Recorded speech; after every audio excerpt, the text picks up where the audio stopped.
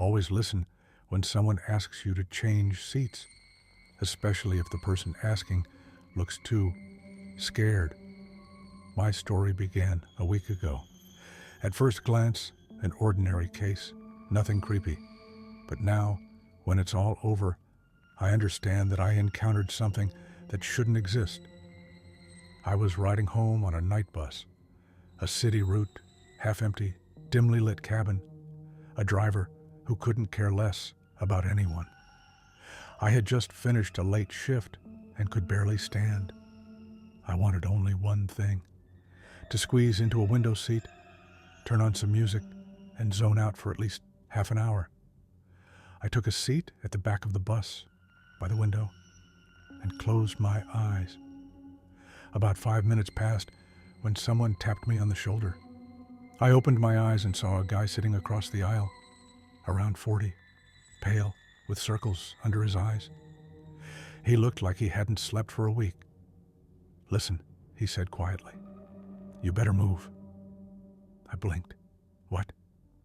"Please, just change seats." He looked at me as if his life depended on my decision. I scoffed and turned away. "It's fine, man. What are you—" He suddenly grabbed my arm. His fingers were ice cold. "Please." I felt uneasy. Not because he looked strange, but because there was terror in his voice.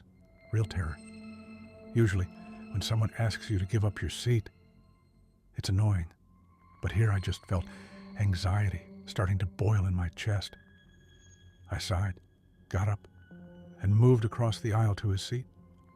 The man exhaled with relief and sat in mine. "Thank you." I was just about to ask what the problem was when the bus jerked and drove on. We passed one stop, then another. Nothing strange. And then I saw someone sitting in my former seat. I blinked. It had been empty. I was sure it was empty. But now, someone was sitting there. Number, not someone. I can't explain what it was. It looked like a person, a silhouette, a shadow, something blurred, like a picture on a bad TV. It was sitting where I had just been sitting, and it was looking at me. I froze. "You see it too?" whispered the man next to me. I slowly nodded.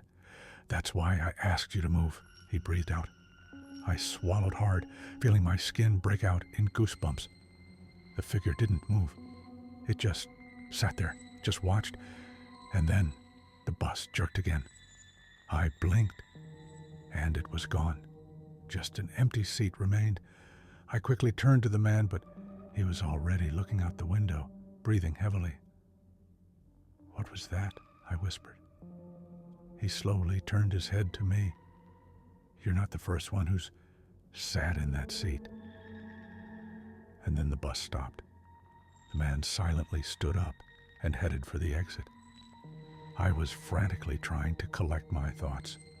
Did I imagine all this? Or what? I was about to run after him, but then the driver muttered to no one in particular. "Did it appear again?"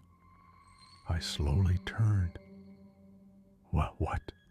The driver tiredly nodded toward my former seat. "Nobody should sit there. If you sit, you won't make it out." I looked at the empty seat, and then out the window. The man was already gone. I never saw him again. But the next night when I was riding home again, the bus was empty, except for one passenger. He was sitting in that very seat. And when I walked past, he turned his head and whispered, "Move." I froze hearing that whisper.